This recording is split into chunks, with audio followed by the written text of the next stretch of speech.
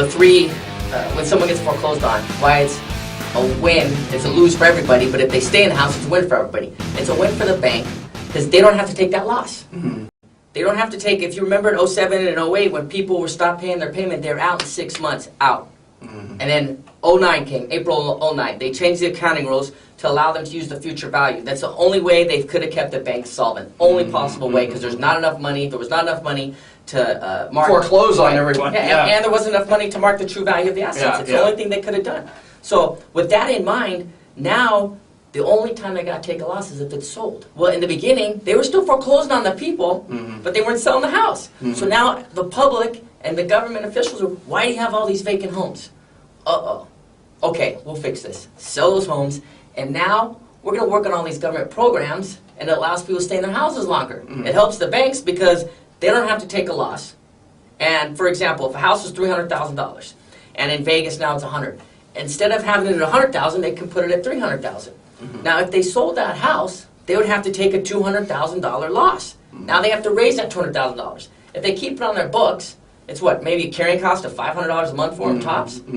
That's far less than having to raise $200,000, and that's maybe what, 60 grand over a 5-year period, or pay $200,000 right now. Well, of course, take the 60 grand. Plus, the government's giving you 0.025. So there's no advantage for the bank to foreclose on that person. Once again, don't go through the loan modification program. That's not the way to go. The bank ain't doing you any favor by putting you through this. I also want to say a couple other things in the state of Nevada here.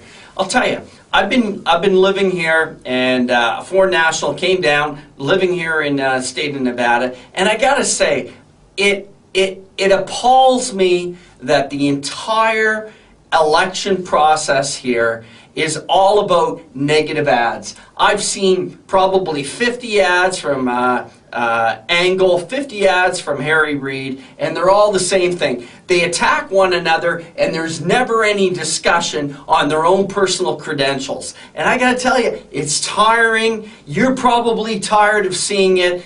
And it would be nice if we actually saw why we should vote for these people as opposed to why we shouldn't vote for the other people. I just wanted to get that in. I agree. I agree. I think people are tired. I have not seen one candidate say, this is how we're going to fix this. This is how we're going to take Nevada off the top unemployment in the country. Yeah. This is how we're going to take Nevada off the top list for foreclosures in the country. This is how we're going to take Nevada off top bankruptcies in the country. This is how we're going to take Nevada up from being the lowest school district in the country. We need a guy like that to run. This is what we need. Not, oh, this person wants, this person did this person did this. I don't care about the past, neither does anybody else.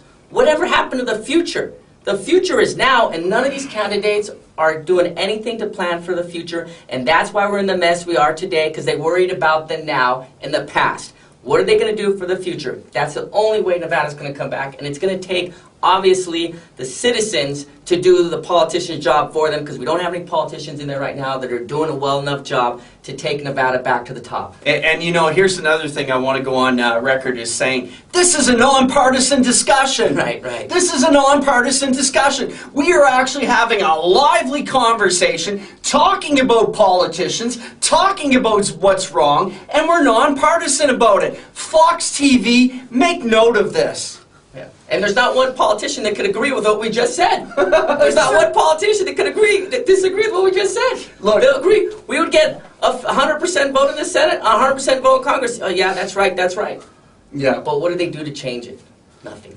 Now, let's just talk and finish up here, Steve, with a couple of quick things. What are some suggestions? And you'll have some, I'll have a couple, we'll finish off this way. What are some suggestions that people can do right now that are feeling the pressure of the economy, the pressure of what's going on right now with mortgages? Their houses are underwater. Let's give them a little bit of guidance on what they should do. First of all, don't get bullied. Right. Number one, don't get bullied. Well, now it's just a matter of common sense. I mean, it's common sense. Yeah, I mean, if you're worried about the bank going after you, a deficiency judgment, it's real simple. There's only one way you can stop the bank from going after you, for sure. Pay your mortgage. That's it. That's the only way you can 100% for sure know that they're not going to do efficiency judgment. If that doesn't work for you, if your home is, if you owe 500 and the home is worth 150 or 200, the chances of it coming back to 500 in the next 10, 15 years is probably not very good. But even if it does, if you would have purchased a home 2 or 3 years from now at the current price, and it goes back to that price, that's money you would have made. Mm-hmm. Instead of breaking even. Plus, your payment, you're not going to be able to take advantage of these low rates, and you're going to be stuck in that house for life, really for life. Mm-hmm. And you go back to the loan modifications. If they're not going to reduce the principal forever, then you just became a lifetime renter. A modification is a lifetime renter. Exactly. So, I mean, it might be good for some people, and some people don't care about that. But from a financial standpoint, you're a lifetime renter, and you're never going to be able to purchase anything because your debt ratios are going to be off. So you're going to be stuck in that house for life unless they reduce the principal. That's it. Yeah. And it goes back to the reason why the government is pretty much promoting this. No payment. I mean, the average person right now in Nevada, if you stop paying your mortgage, you're probably going to be in that house for 3 years. Like you said, that's money going in the economy. There's 125,000 people approximately in Las Vegas and Henderson right now not paying the mortgage. So if you take, just to say 1,000, we'll do 100,000 and $1,000 a month going to a payment, either a house payment or rent, and that's conservative. 1,000 times 100,000 is 100 million. That's $100 million going into our local economy right now that should be going to housing.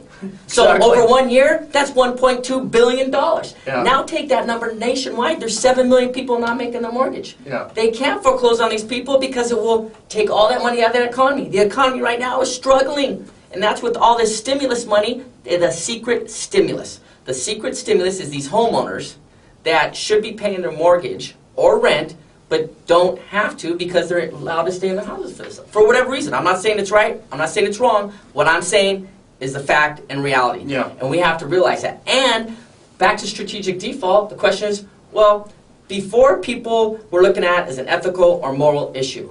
And that's fine. But now, when they see their neighbor in their house for 2 years not making a payment, and then they see the other neighbor down the street that paid half for that house what they owe, they start thinking, wait a minute, I'm ethical, I'm honest, and I'm moral, but don't make a fool out of me. Don't make a fool out of me. Look at how the banks have conducted themselves. You can go down the street and this person got a principal reduction, this person got a loan mod, this person got nothing. There's no uniformity. Well, if one person gets a loan modification with a principal reduction, not a loan modification, a principal reduction. Yeah. If someone gets a principal reduction and anyone on that block hears about it, guess what? They're going to call their bank for a principal reduction. If they don't get it, that's it. They're not paying. And that's what we're starting to see. Yeah, I'm going to go a little more macro. We talked a lot about real estate. For all the Americans out there, which is the majority of our audience, keep in mind that, first of all, we're seeing a huge decline in the U.S. dollar. We're seeing a big decline in the U.S. dollar because it makes U.S. exports much cheaper. By having U.S. exports much cheaper, it helps GDP growth. The big concern that's happening right now around the world, though, is all the emerging nations are starting to see an impact on their own economy. And they're starting to say, well, our goods are becoming more expensive in U.S. dollars. As a result, we have to start looking at maybe doing something to bring our currency down. If we get into an international currency war, we're in big trouble. That could be this thing that blindsides right now the world economy. The final thing is, not only is Steve going to be talking about short sales and the American real estate market with a focus on Las Vegas, but I'm also going to be one of the guest speakers as well at the next Las Vegas Real Estate Club meeting on November 9th, Orleans Hotel at 7 p.m. I hope to see you all out there. It was absolutely wonderful interviewing you tonight, Steve. We had a great and lively conversation. Non-partisan at that. Good night, everyone.